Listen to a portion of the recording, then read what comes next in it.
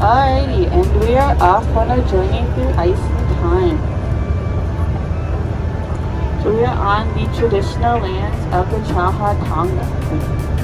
Oh boy, tell it's morning. So we are on the traditional lands of the Stony Dakota people. They call the Athabasca Glacier Chaha Tonga. So that just means big white. It did not get the name Athabasca Glacier until Norman Collie came here to rediscover the place back in the 1800s. Athabasca means field of reeds, so I'm not sure there are no reeds here. I'm not sure if he was trying to mix up with the language of the Stony Dakota people.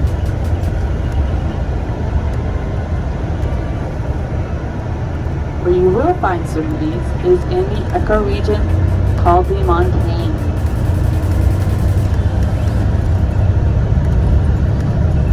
So the Montane ecoregion is where Banff and Jasper are located. They have the most biodiversity and it's also the warmest. The other two ecoregions you'll be going to visiting is the subalpine and the alpine ecoregion. So the subalpine is where we are at right now. As you can see, we kind of have even less biodiversity than the montane region, as we mostly have coniferous trees. We do have a few animals, for example, the mountain goats and the big longhorn sheep. The region you'll be going to is the Alpine region, which is mostly just made of snow and ice and rock. And you can tell when you reach the Alpine region because that's where the tree line is. So pretty much the trees just end. There's not really many plants in the Alpine region. There might be a few real low-lying plants. One of the reasons this is so is because of the katabatic winds that blow down from the mountainside. It's a very cold, harsh wind.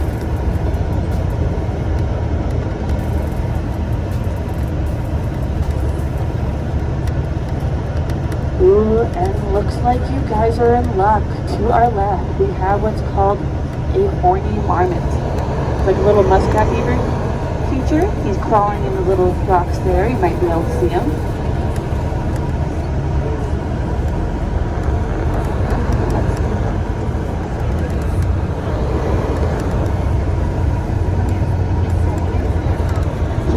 He's a very quick creature, so if you saw him, you're very lucky. If you didn't, I'm very sorry.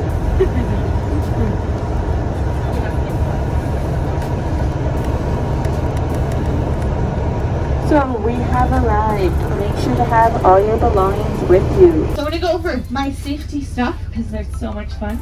We have some emergency exit windows. We have 4 of them. A couple in the front here. Skip 2 more in the back. They have latches on the bottom. You just have to pull them and it swings right open. In the middle of the bus, I have 2 roof hatches. For those you just twist, push up.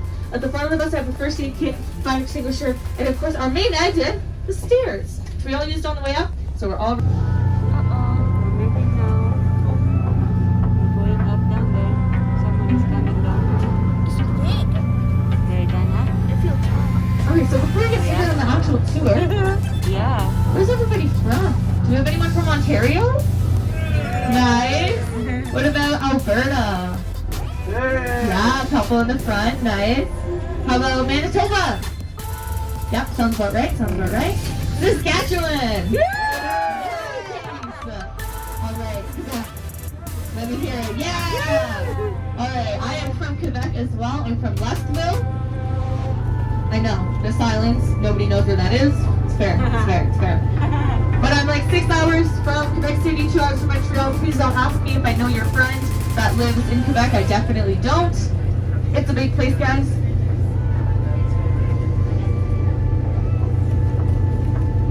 Someone is done. Did I get everybody? Do we have anyone from BC? No.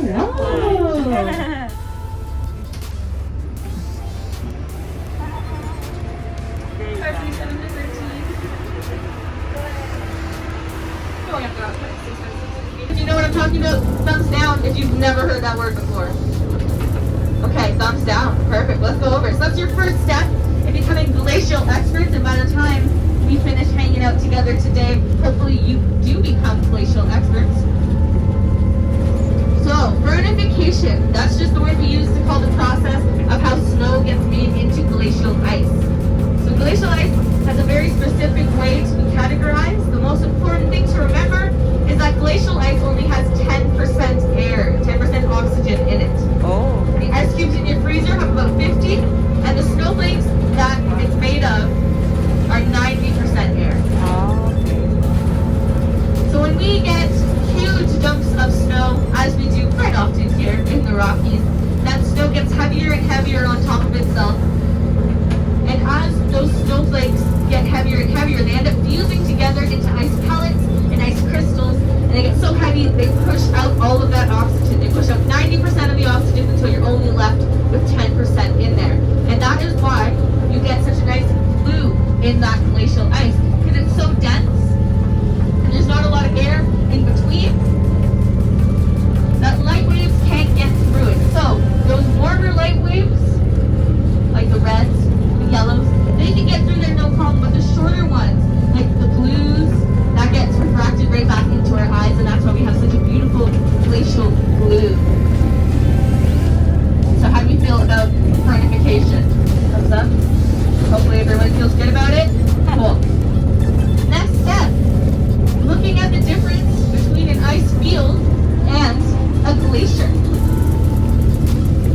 So they are different, and they only have a few things that make them a little bit different though. My personal opinion, I think glaciers are way cooler, because you can have independent glaciers. You don't have to have an ice field for a glacier to exist. Whereas an ice field is dependent on glaciers to be categorized as an ice field. So you need a minimum of 2 glaciers to be attached to an ice field in order for it into place. Now fields don't move, that includes ice fields, which is why those 2 glaciers are very important. Here at the Columbia Ice Field, getting our first look at the Athabasca Glacier just in front of us, and you can see those teeny tiny people, those toy buses. That's going to be us in just a few minutes. That is our destination for today. We call it the turnaround point, because that's where we turn our buses around. Now here at the Columbia Ice Field, like I said, we need a minimum of 2 glaciers. We have 6 though, so we're triple certified. The Athabasca Glacier is the second largest glacier that this will divide in the whole world. And that just means that when you pour water on top of the triple continental divide, it's going to go into 3 different oceans: the Arctic, the Pacific, and the Atlantic Ocean. Only one in the world that does that. Kind of crazy. I'll mention. Now, moraine is a fancy French word, pronounced moraine. We all know French is the language of love, right? So moraine in English directly translates to loose pile of dirt and rock. Ooh, romantic, I know. That's exactly what all of this is. So when glaciers grow, they're very stubborn. And that glacial ice is very dense and small, and they just push them out of the way. When they recede, they're not going to put those rocks back where they found them. They're going to leave them exactly how they were pushed away. And that's how we get left with things like moraines.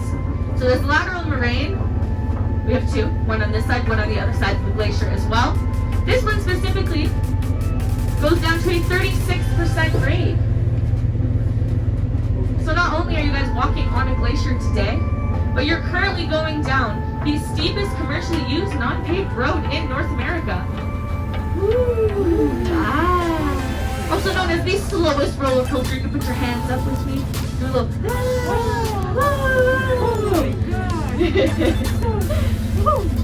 Does anybody have any questions at this point? Alright, I'll let you enjoy the view here.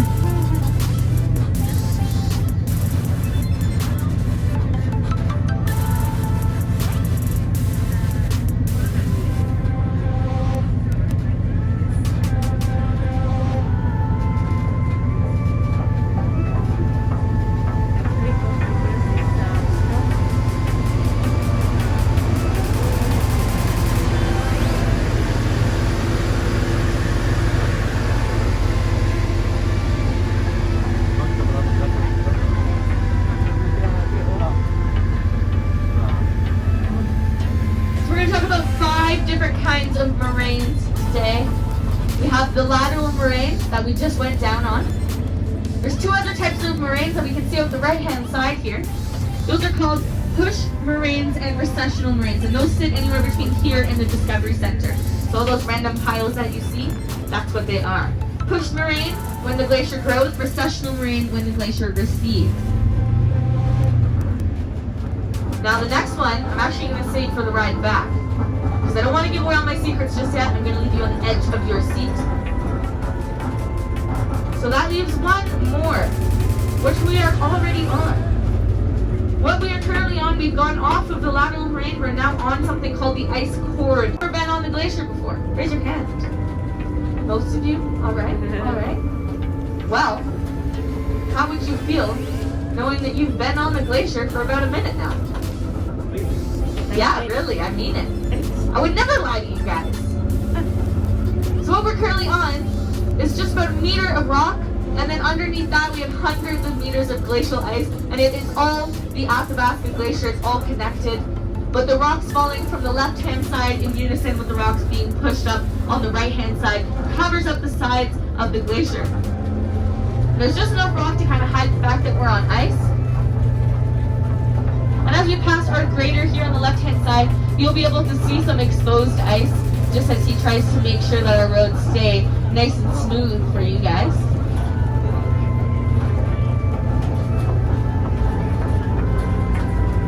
But glaciers are often talked about as moving frozen rivers, and they work in the same way as rivers, in the sense that the middle part moves much faster than the sides do. So you can see, just as Carrie moves away some of that dirt, how much ice is under there. That's all there is under us is glacial ice. And because it is connected to the Athabasca Glacier, this road is actually moving 1 to 2 centimeters every day. Now it's nothing in comparison to the 25 to 30 centimeters that the Athabasca Glacier moves out on the open ice.